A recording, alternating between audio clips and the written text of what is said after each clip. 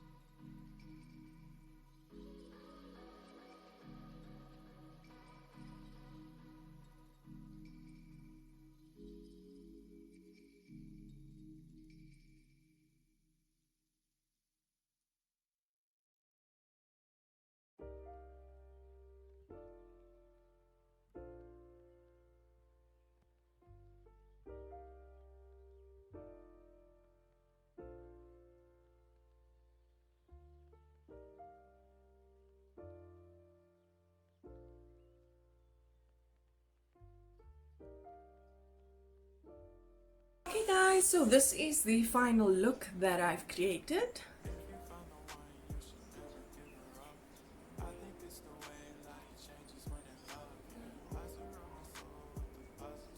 Please let me know in the comments below what you guys think of this look.